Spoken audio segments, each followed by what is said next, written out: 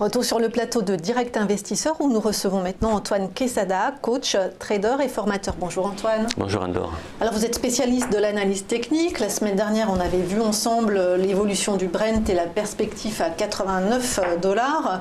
Qu'en est-il aujourd'hui après la publication d'un rapport mensuel de l'OPEP qui a fortement fait chuter les cours hier puisqu'il annonçait une baisse de la demande mondiale de pétrole et surtout le fait qu'il n'y aurait pas de problème au niveau de l'offre puisque l'Arabie Saoudite et la Russie répondraient à toute la demande. En plus de ça, effectivement, il y avait une statistique hier qui disait que les stocks de pétrole étaient supérieurs à ce qui était attendu, ce qui veut dire qu'on en consomme moins, ou en tout cas que les besoins semblent s'être ralentis. Alors, en revenant directement sur l'analyse technique que j'avais faite, effectivement, cette figure en double creux donnait un objectif de proche de 89 $. Alors, qu'est-ce qui s'est passé? On est allé très rapidement au-delà même des 61,8% de Fibonacci, puisqu'il est très probable, lorsqu'on casse une ligne de résistance, que l'on fasse ce qu'on appelle un pullback, c'est-à-dire un retour sur cette résistance qui devient un support, qui est autour des 80 $, 79 et quelques, 80 $. Donc on est allé très très vite au-delà même du 61,8%, ce qui est quand même assez rare, parce que là, ça a été vraiment très très intense. En général, il y a une respiration qui a lieu sur les 50% de l'objectif. Cette respiration n'a pas eu lieu, on est allé au-delà même, donc proche des 87 $ de mémoire. Et là, effectivement, alors, tant qu'on ne casse pas, parce qu'on est revenu là, on a cassé l'oblique haussière, mais le gros support, la grosse résistance qui maintenant est devenue support, c'est la ligne verte que vous avez là, donc sur les 80 $. J'ai regardé ce matin, puisqu'il était très probable qu'on vienne prendre appui sur ces 80 $ pour rebondir. Alors maintenant, est-ce que ce rebond nous ramènera à 89? Ça réduit effectivement les probabilités à l'heure actuelle.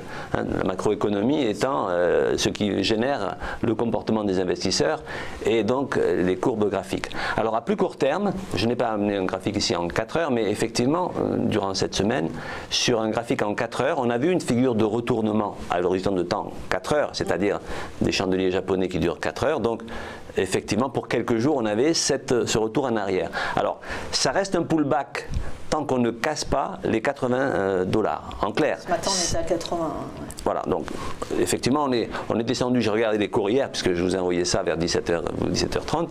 C'est une impression d'écran de ce moment-là.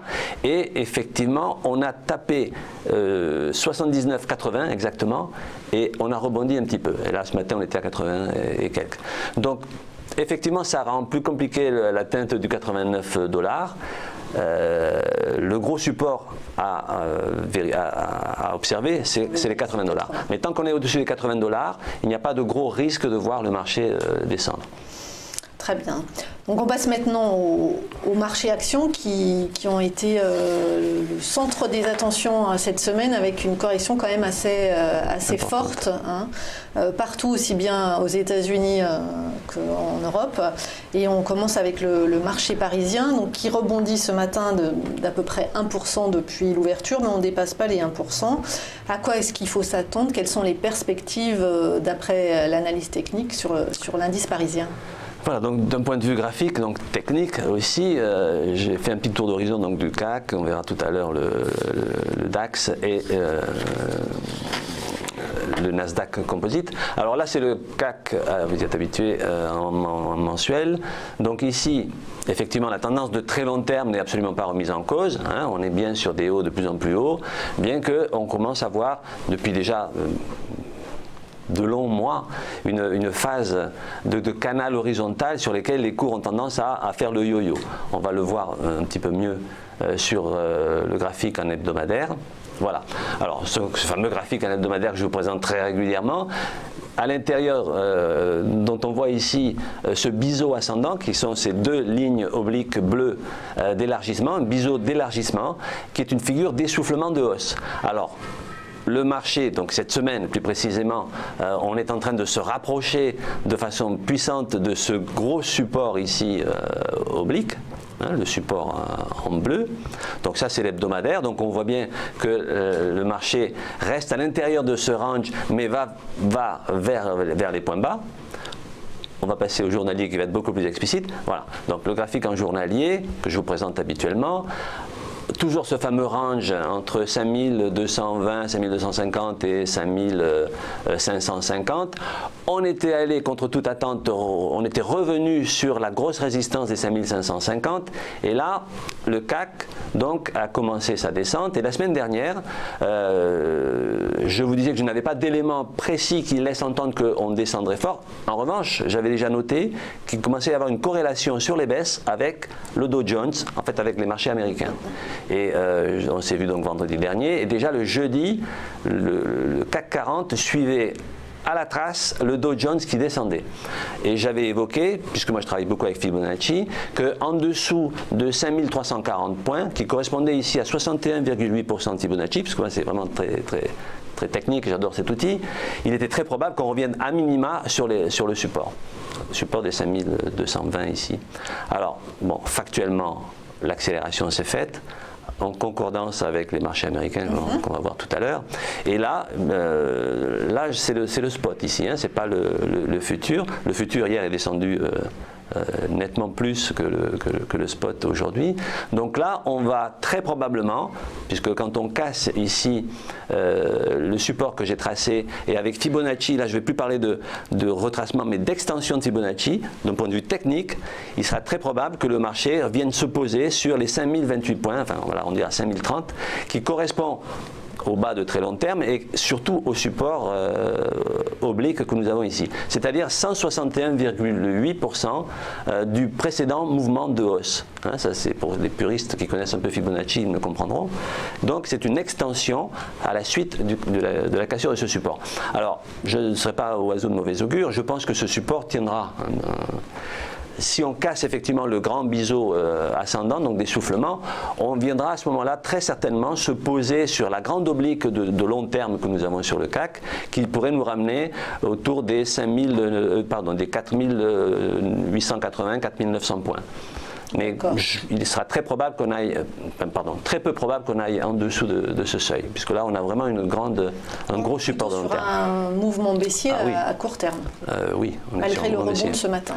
Le rebond de ce matin peut être un petit pullback, mais ça n'est pas forcément significatif. Hein. Il faudra l'analyser dans les heures et les jours qui viennent. Mais si un pullback se produisait, il viendrait de toute façon maintenant se cogner la tête, j'allais dire, contre le 5250 qui a été un gros support pendant longtemps et qui maintenant va devenir une résistance difficile à franchir. Alors on part du côté de l'Allemagne avec le DAX, et le DAX qui sous-performe le CAC tout à fait. Depuis un petit moment. Là, le DAX qui est plutôt mal en point depuis 2015. Même. Absolument. Et donc là, vous avez le graphique ici en mensuel, donc tendance haussière de long terme, il est vrai, mais j'avais déjà évoqué il y a un mois, début septembre, c'était avec votre confrère Panier. Hein. Oui.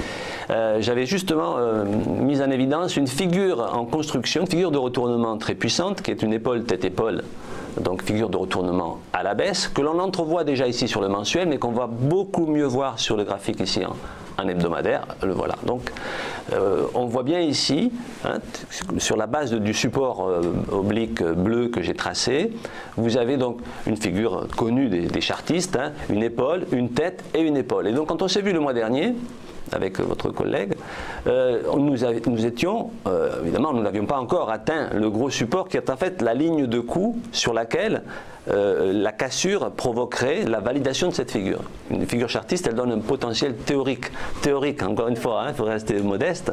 Et donc, j'avais évoqué le fait que cette ligne de coup qui passe sur les 11 600 points du DAX, si on venait à casser ce support, on libérait le potentiel de la figure ici chartiste. Et cette figure chartiste, elle donne comme potentiel, si on prend les 100%, elle donne du 9800 points. Alors, très probablement, puisque là on est en train en tout cas hier on amorçait déjà la cassure, très probablement on viendra se poser sur une oblique ici, que vous avez en dessous, qui va nous amener sur les 38,2% de Fibonacci et qui va nous donner dans les 10 900 points environ. Hein.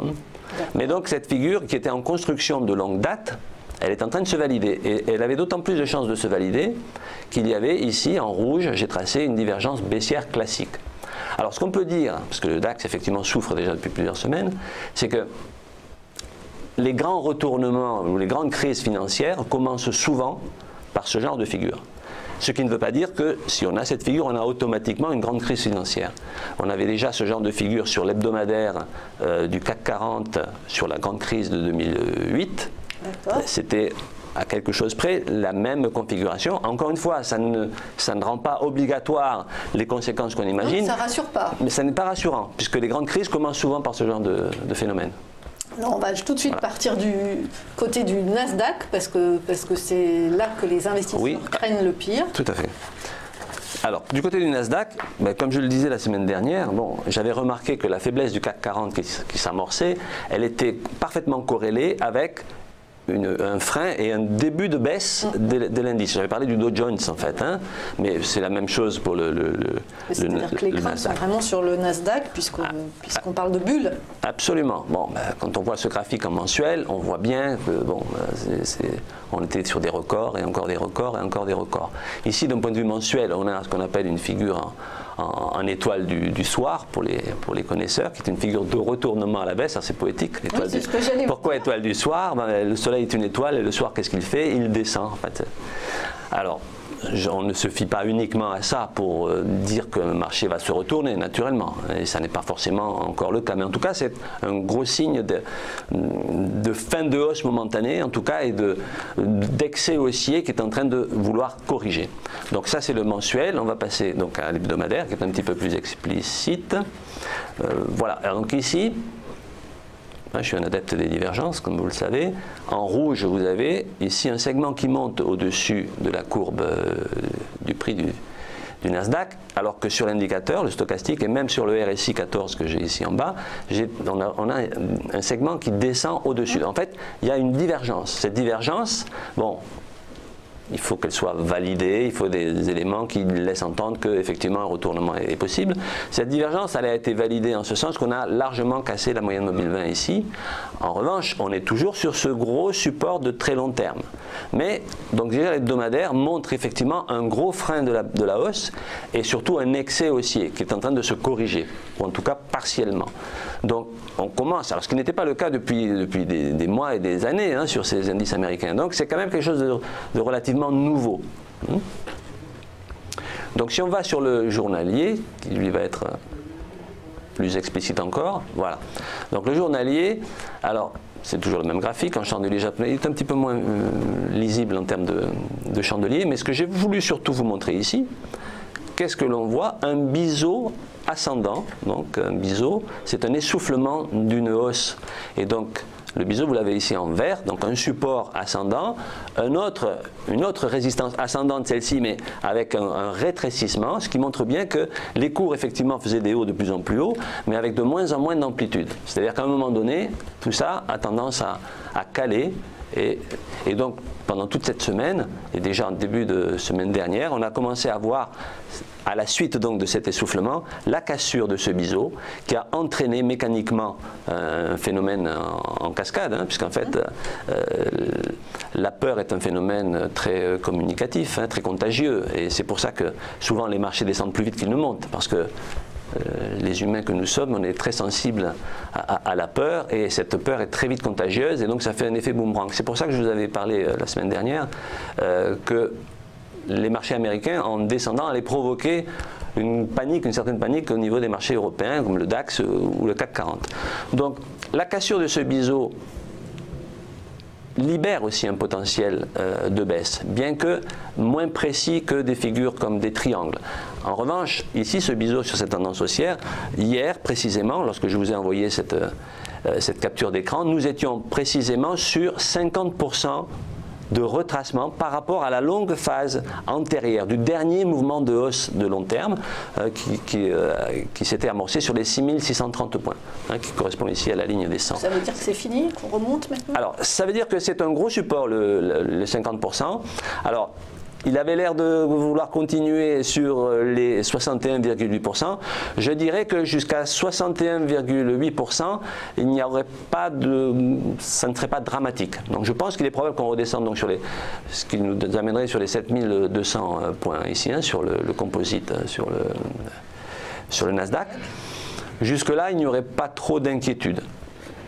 Si on casse effectivement les 7200 points, là je pense qu'on ira très probablement de façon assez accélérée sur les 6630. C'est-à-dire que les 61,8% en rupture libèrent le plus souvent un potentiel qui nous amène à 100%. C'est le phénomène qui s'est produit sur le CAC durant cette semaine. C'est pour ça que je vous avais parlé du 5340. Mais sur le long terme, le mouvement reste haussier? Sur le très long terme, le mouvement reste haussier. C'est quoi le très long terme? Le très long terme, c'est le graphique que je vous ai montré là en mensuel. Et je dirais pour que le retournement se fasse de façon long terme, il faudrait casser les 6630 points. Quelle échéance pour vous le long terme? C'est un an? C'est quoi? Alors, c'est pas tout à fait comme ça que je le mesure. Quand je dis le long terme, c'est lorsque un graphique en chandelier japonais de long terme casse ses supports et commence à faire des bas de plus en plus bas. Hein, donc, ça peut... c'est dans les 6 mois, je dirais. Hein. Donc on reste quand même sur un mouvement haussier. On reste sur un mouvement haussier qui a une grosse faiblesse, qui va très certainement faire redescendre le Nasdaq sur les 7200 points à minima. Si on le casse, on ira très probablement sur les 6630, qui serait là un très très gros support. Et là, effectivement, si on venait à casser, là, je dirais que là, c'est un vrai retournement, ce serait une vraie crise. Merci beaucoup Antoine Quesada, coach, trader et formateur. Merci Anne-Laure.